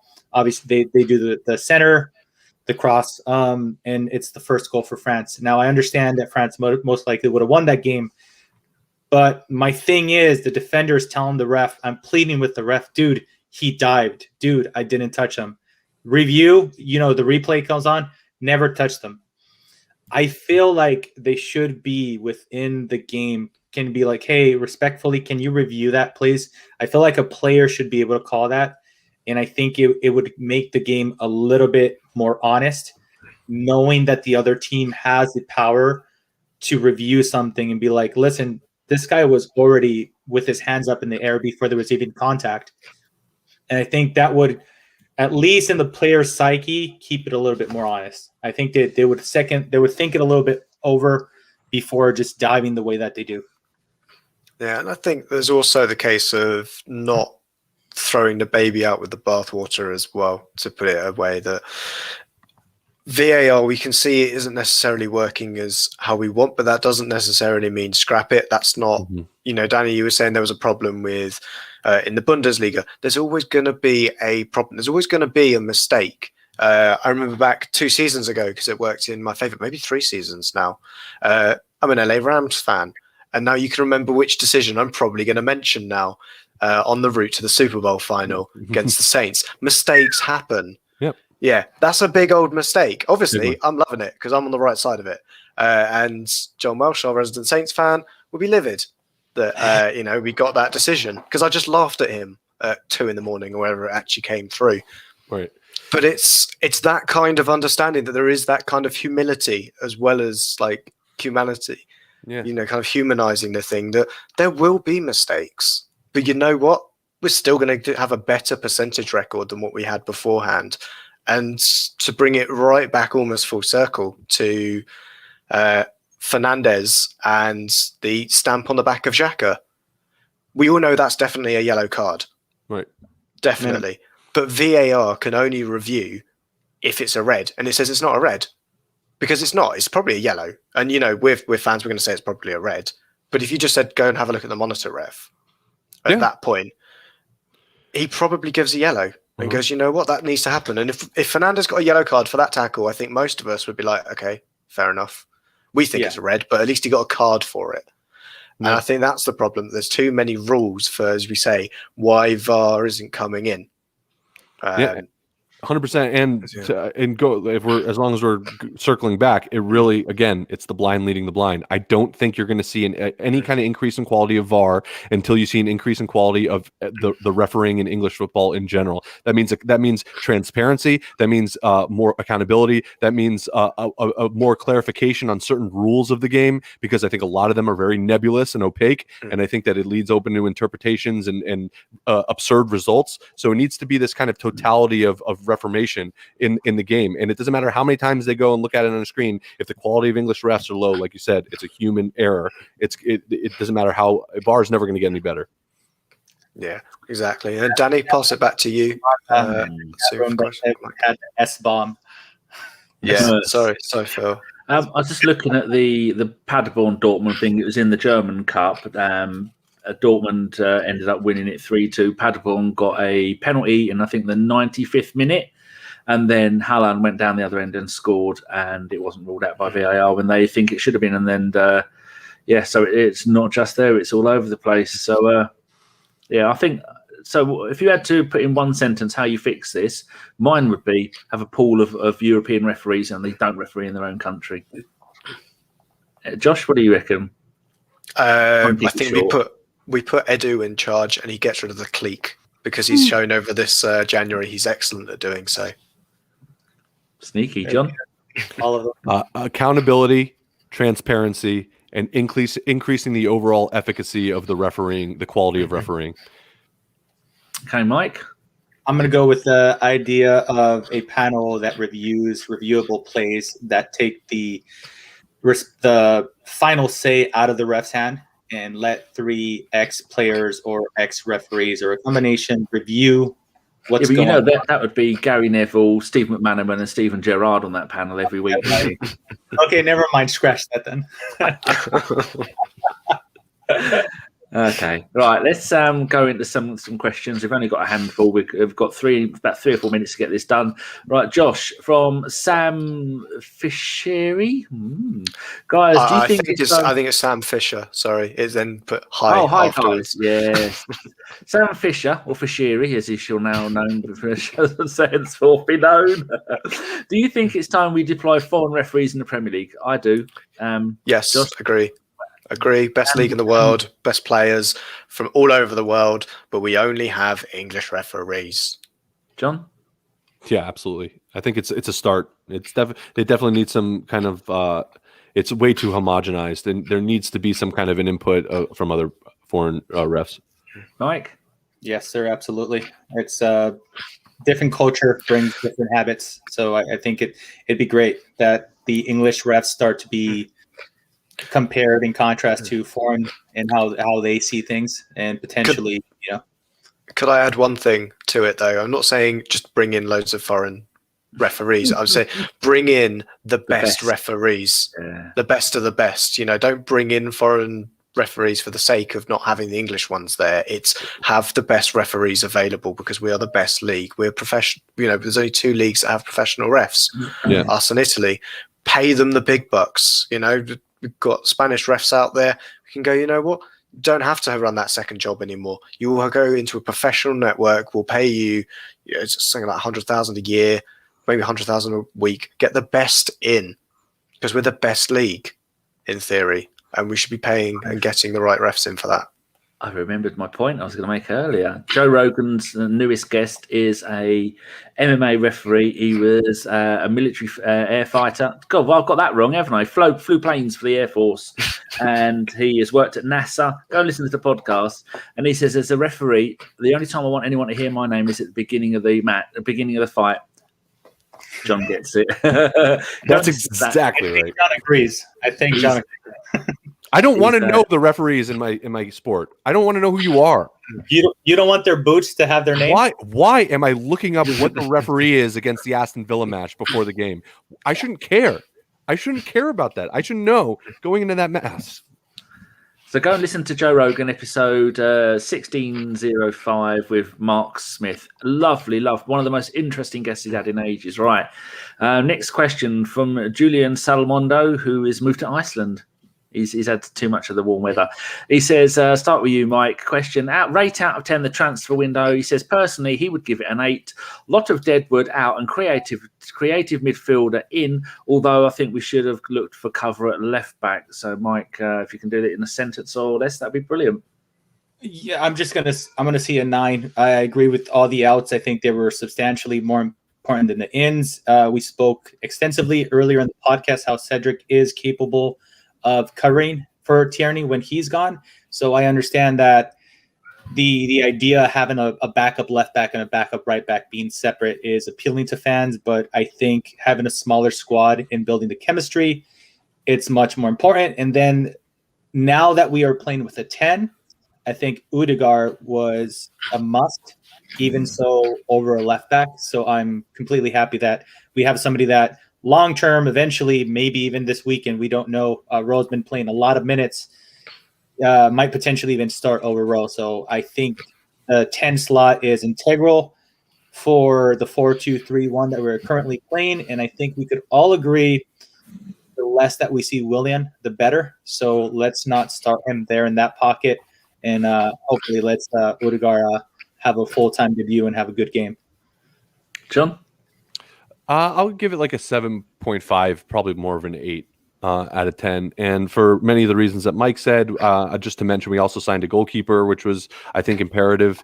And that was kind of out of left field, which was very, very promising. I think that he has a lot of quality, and obviously he's been injured or whatever it was. But I think that once he can kind of get his stuff together, I think that's going to be a good signing. And then, Odegaard, Martin. I remember when he signed for Real Madrid, he was this wonder kid, and I was really kind of jealous. I was like, man, I wish we signed wonder kid. We always say that we have a wonder kid, in like Walcott or Fabregas, and then or Wilshere. It just never ended up working out, So I was kind of wishing that we had one of those, and I remember distinctly thinking that as they signed him. So it was kind of interesting, almost fortuitous, that later on, 5 years later, we end up signing him 5-6 years later. So that's exciting to me. I would have loved to sign a left backup as great as Cedric has been. Given Tierney's kind of precariousness with his injury, I think it would have pushed it over the line. But like Mike said, the most important thing was just cutting a lot of dead weight and getting a lot of those wages off the book, because really what that signaled to me is that they're going to put a lot of faith behind Arteta. And it is warm if you stand next to me. They're going to put a lot of faith in Arteta in the summer market, and hopefully that kind of pans out. Joshy boy? Yes. Give it a rating. That's the question, isn't it? I can't remember what my rating was, because I believe I answered this question before. No one really cares. Not in the show. No one really cares, do they? Number between 1 and 10. Yeah. 9. Go 9. I'll go a little bit higher. I did like all the players the 2 players we brought in. I thought, great. Do like Matty Ryan, a little bit short to be a stormtrooper / goalkeeper for me. Having seen him a lot playing for Brighton, he's perfect. He's perfect for a second choice goalkeeper. That's what I'd say. He's exactly what we need in that position. And then, we say Odegaard coming in. Completely seems like a coup for us to get a player of that quality in. He's been completely misused and abused at Real Madrid. Long may Zidane stay there so that we can get him on a permanent transfer in the summer once he shows his kind of quality for us. I know there is the want for cover at left back. There is a player I would have gone after. I would have gone after Omar Richards in the Championship. He plays for Reading. He'd have been my choice. He'll probably move on in the summer anyway because he's on a free contract. He's only 22. It's the question of whether or not he wants to play second fiddle to Kieran Tierney, or if he wants to go to Bayern Munich and play second fiddle to Alphonso Davies. I don't know what I'd prefer to do. I think 9 out of 10. I think there was one other point I was going to make, but it's completely slipped out of my head now. Oh, well, that's a shame. Clearing out all the cunts. Sorry. There we go. Sorry. Excellent. Right. I'm going to give you a 10 for the following reasons. That reason. That reason. Yeah. And that reason, for the people listening at home, that is a picture of Ozil playing for Fenerbahce, a picture of Socrates playing in a Olympiakos kit, and a mocked-up picture of the Ginger Wonder, who looks like he's dyed his hair there, playing for the team I can't pronounce, Shekel, Sharkle, I don't bloody know. Shekel, so I'm giving it, thank you. I'm giving it a 10. Boom. Right, next and question. Klasnic as well. I didn't really mind Klasnic. So the Bundesliga bastards are no more. Retire the hashtag, mother. And Willock and Ainsley Maitland-Niles as well. I think Josh mentioned earlier on the pod that they, these are players that were probably very unhappy and kind of, lended to this overall atmosphere. Wait till Maitland-Niles goes out in Birmingham. Jesus, he'd be even more unhappy. Willock will be all right there because Newcastle's a lovely place. Right, Phil Macker. Start with you, Josh. What are you more surprised by? Pepe playing well, Soares playing... I messed that up. Soares playing well, or feeling sorry for Luiz after his red card? Ooh, there you go. I mean, I'm not surprised by the second one because I knew he was a good player beforehand. I just didn't understand the hate he was getting prior. It was one of the few things that Chris and I... Yeah, I know. Chris and I, we were in that boat together, I think. That boat's sunk now. It was a colander. You'd think the pirate would know anything about sailing, but no, it's just full of holes. So it's between Pepe and Luiz. Yeah, I'm going to go with Pepe. I'm not sure where that kind of came from. It's come out of nowhere. He started to look like this. He's been telling us for 18 months. I know. It shouldn't have taken 18 months for me to finally say, well, there's a £72 million player that we bought. But yeah, did you squeal like a pig when he scored that goal? I screamed at the top of my voice, my effing Lord, there is no player at Arsenal who deserves to have a goal scored like that. It shows what he can do. So infuriating. You need to do it every game now. Chris messaged you immediately, said, I need to be on the pod to talk about this goal. Oh dear. No. While you're there, Mike, which one of those are you more surprised at? I doubt anybody really feels sorry for David Luiz because he's got blue blood. Dude, surprising. I don't hate Luis as much as the fan base, so I'm not going to say Luis and Cedric. Same here. I did believe that he had some level of quality to play for us, so I wasn't too bummed out. So yeah, Pepe, he seems anemically like a different person. So it's kind of weird to see him battling the way he's battling and defending the way he's defending.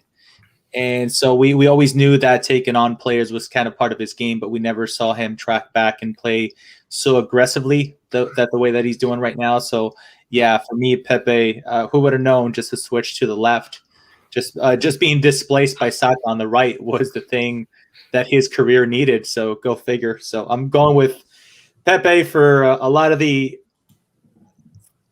reasons that Josh mentioned right before me. Also, the fact that his confidence seems to have hit a different peak in his will to work for the team. I think he finally understands what is expected from him from Arteta. Excellent. John, I think you're next. I think I'm more the Luiz feeling sorry for him. I don't feel too sorry for him. No. But I mean, I do in the sense that it was unfair, but I feel sorry for the whole team, not necessarily just Luiz. So for that, I'm going to dismiss that aspect of it. But I'm going to go with Soares playing well. And the reason why I'm going to say that over Pepe is because kind of for the price tag that Pepe had, there was already an expectation. There was always going to be an expectation that he played well, right? The surprise with Pepe wasn't that he's playing well. It's that how poorly he was playing. That's the real surprise with Pepe. The surprise for me is that when a player that's really not expected to do very much steps in and does actually a lot. And I think that Soares is that player that I think that he's exceeded expectations, which for me is more personally, in my opinion, was a little bit more surprising rather than a player that had expectations and that didn't fulfill them and then ended up fulfilling them somewhat eventually. Okay, I'm just going to go with Pepe. I wanted it to happen, didn't think it would, and it did. So now we've got two short questions, both a bit silly. Oh, one of them's good and the other one's a bit silly. Peter Kennelly is the only person to tweet us, 31,000 Twitter followers. You're all fired. Scumbags, a lot of you. He says, Josh, what should be a priority, a cure for COVID or a cure for Craig Pawson? Not sure we should laugh at COVID, but we're going to laugh at Pawson. I'm going to go a cure for COVID because it's the right thing to say, and also because it means I can get out of my house and slaughter Craig Pawson. Well, there you go, John. I'm going with that. Yep. Good. Mike, I take it you're the same. Yeah, if we cure COVID, although you are a heartless bastard at times. Yeah, no, I got it. We're going to cure COVID. Fans are going to return, and then the fans will take it in their own hands. So it solves itself. So COVID. Okay, so I am not kind of pushing any kind of specific storming of the FA or anything like that. So any statement I made that makes you think that we should kind of incite some kind of thing against this ref, it's here, video evidence that I am not doing that right now. I do not storm the FA. Don't. No one knows where it is. Yeah, it's in like, I feel like it's in some underground layer with like onyx table and a big circle. Have you seen the FA like meeting room? It looks like some evil corp building, like at Austin Powers or something, like Dr. Evil's lair. Like that's what I feel like the FA meets in some kind of smoke-filled room, and they just sit a new ref down on like with like a projector and like show different angles of like the Kennedy assassination and go, any questions? I know where you got that from. Yeah, that was Rob. Who is that? Was that George? Who is that? George Carlin? I think I stole that from someone. I think Rogan talks about it, and then it was somebody else who. I wouldn't be surprised if they do the same thing with the Premier League refs. Be like, any questions? Brilliant, by the way. Final question was one that not to us because he couldn't be bothered, but is one that Mike here he tweeted himself. Where would you rank Bellerin among the right backs in the league? Top 5, top 10, or lower? Josh, top 5. Oh, surprising! What are you basing that on? Very little, I'd say.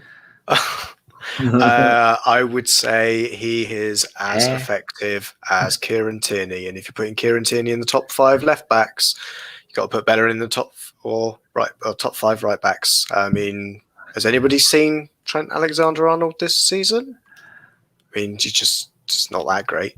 I would say there isn't to be fair, there is not strong candidates. You can say Justin plays all right in a quite a defensive side, and he's actually playing centre back most games. I think, to be honest, you've got to find me the players to say that they're better than Bellerin and give me the proof, because I'm going to say he's top 10 until you push them back. He's a great right back for us. I think it's the Man City ones that come close. Is Kyle Walker and Cancelo. I think, he's not as good as those two. But okay, I don't anyone know. else think? Not going to argue, but hold on. Got some breaking news here. Look at that. It's Spurs 0, Chelsea 1. They had one. I feel bad being happy about a Chelsea win, but you can't. You can always be happy when Spurs lose. How many shots on goal? They both had 2 shots on goal each. I'm not saying Spurs are a one-man team or anything. No. Of course I am. Mike, answer your own question, you filthy vermin with your horrible tweets. I wasn't expecting it to be asked here, right? So I threw this out because every time we hear about Ben Deadwood, I often like Bellerin's next. And I generally believe that most of the gripe against Bellerin is because of what he does outside of football. And if that is what you're drawing, like that's your conclusion, then shame on you. Because look, I'm here podcasting with you. I'm not focused on my job right now. Everybody needs, something out of their profession. So I don't believe in the whole, he filmed a documentary, that's why he's not playing well. Oh, he's a vegan, that's why he's not playing well. I look at it like this. I mean, I had extensive conversations on DM groups about this, actually.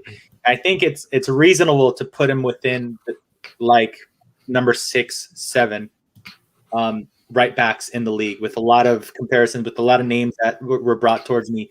And here's my argument for a lot of fans that are saying that he's crap are the ones that are also saying that we're going to get relegated. And them fucking idiots, where are they now? Okay, so that's my whole concept. I'm like, look, if you don't believe us to be a top 4, top 5, top 6 team, but he is at the very minimum like top 6, top 7 right back in the league, in my opinion, as well. So I don't see him as horrible. And if I'm going to throw this one in there, if I'm told, hey, Mike, you could only purchase one position for your starting 11 going to the transfer, I'm sorry, I'm replacing Xhaka still versus Bellerin before I get the Xhaka. And I'm not saying that his current form hasn't changed, but I still to this day see a lot of sideways and backwards passing. So anyways, I'm going to, because those are the three options I gave, I'm going to say top 5. I think he's closer to top 5 than he is lower top 10. Zamir says Cedric, Walker, Cancelo, Wan-Bissaka, Pereira, and you can argue as per unpronounceable. Excellent. Right. So we're almost done. Did you answer that, John? No, but I think everyone kind of made. I don't think I would add anything to that conversation. Me neither. It's been said very well. Okay. Right. Gentlemen's nods. Is there anybody that you lot would like to say hiya to? Josh? What? I can say hello to. I was going to say @ but they don't have one, so we know who this is. Oh no! He did run a 10K though today, and I know he's been injured for a while, so it's nice to see he's got back on the not horse, back on his running shoes. He's out about running around, looking up women's skirts, whatever he does, chasing dogs. I think that's what he does. Is Chris, our pirate, and one day, when he watches an Arsenal game again, he will come on this podcast. I wouldn't hold your breath about any of that lot, because it is Chris and he is a law onto himself. So he turns up when he wants. But if something big happens and he might turn up. Still doing that shit French podcast when nobody watches it. Watches football, that is. This is a podcast because Chris is on it. That's the only way I can hear his dulcet tones. Right, John, who would you like to give a gentleman's nod to? Not high five. No, of course, either one of these or one of those, right? That's it. I'll give one to Chicago Gooner at JC_AFC on Twitter. He does the Gooner Crack podcast with Owen, who I'll also give a shout out to Owen Young at Owen Young AFC. He's go check their stuff out as well. It's pretty good. So they're I have a spot in my heart for Chicago in general, and so that's the first thing that came to my mind. So here's one of those or one of those, I thought it was pronounced Ian. It's Ian. It's Owen. It's Igor. It's Igor. Onion. What did I say? Owen? Isn't it Owen? It's Owen. It is. It's just Ian. Ask Mike. Ask Mike. That's all. Yeah, me questioning myself and sanity there. So, Mike, have you got anybody you would like to give a special little wave to? You got your special haircut.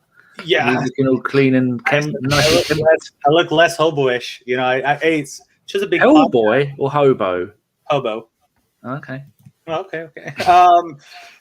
Danny, I already have you on the pod, and I've told you plenty of times on my own podcast how much I love and appreciate you. But I'm gonna mention this: Owen Young, Sophie from Highbury Squad, and Mikey from the Goodness Podcast have been incredibly, along with you, Danny, supportive of me jumping into podcasting, and all of you have offered me a lot of insight and a lot of advice. And anytime I reach out to you, all of you are there for me. So massive thank you to Mikey, Sophie, Owen, and the one, the only Danny.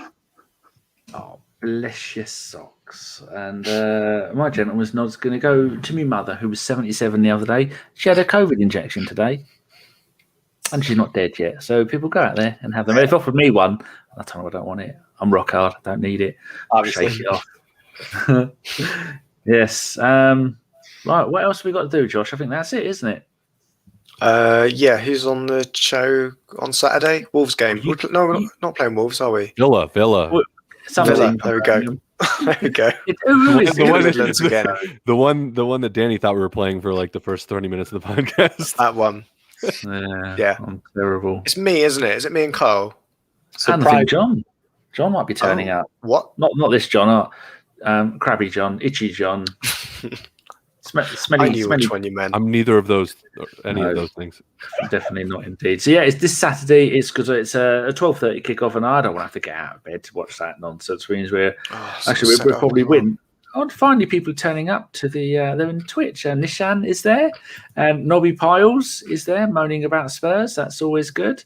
So hello to you people. It's going to be you three on. So we will be back on Saturday, probably going to be about 2:30 UK time. I don't even know if that's going to be Saturday in some parts of the world. It might even be Sunday in some other parts of the world. I have absolutely no idea at all. I was going to go and have a look here if there's anything else we need to mention. My gentleman's nod is I'll give it to Mama and all the referees in case you're watching, just to say hello, and we appreciate your hard work. Please love us. Yeah, on that hint of sarcasm, we're going to go. Thank you very much, Mike, for joining us tonight. Where can people find you if they want you? Thank you so much for having me, Dani. You can find me at Mike Hers FC on Twitter. That's my personal. And then I also host a podcast called Not Another Arsenal Podcast, where you could find us as well. Twitter, YouTube, Spotify, iTunes, Instagram, anything, you name it. Oh, saucy. John, where can people find you? You can find me at 305cast on Twitter, and I sometimes do podcasts, the Arsenal Miami podcast, but usually I'm on Tom. You can find me on Tom's podcast at the Gooner Talk. Yeah. Jolly good. Josh, where can you be found? Because probably in the toilet somewhere. Probably in the toilet or the bins, one of the two. You can find me at JoshTheHuman23 on Twitter, or here, generally, probably hosting a show because Dani can't be bothered to get out of fucking bed. Today, I woke up at 1, had a wee. My alarm went off at 3. I told it to stop. Then at 4, then at 5, then at 6, then at 6:15, and at 6:45 I went, I suppose I better get up then. I've been asleep for 14 hours. Oh, that, ladies and gentlemen, is a good night's sleep. That's why I'm full of the joys of spring. Right, thank you very much to everybody in the chat. I was a little bit distracted about 5 minutes ago because I completely forgot how to block somebody or ban somebody on the Twitters, which is something we never have to do, saying nobody watches it. That's because they're watching on YouTube, you dickhead. So there you go. There's 47,000 people watching us live on the YouTube. If you are new here, give it a thumbs up. Give us a subscribe. We've just reached 7,000. Last time we reached 7,000 subs. I said thank you very much, everybody. And about 20 of you unfollowed. And so we went back down to 6,900 and something. I should never have said a thing. So Troll people, man. So thank you very much to all those followers, and we're going to be doing more shows. I'm bringing back the preview show because, quite frankly, I have nothing else to do with my life, and so we have a preview show this Friday. It's going to be Matt L. Roberts, who is from the Wirral, and he has promised me that he doesn't have a Scouse accent and he is an Arsenal fan, so he's going to be on with me sometime on Friday. I don't think we're going to do them live, maybe 15, 20 minutes. I've still got the transfer roundup show to do, so I might do that sometime when we're bored, maybe Sunday. There's nothing else doing. And other than that, we will be back on Saturday. Thank you very much, everybody, and good night. Please don't kill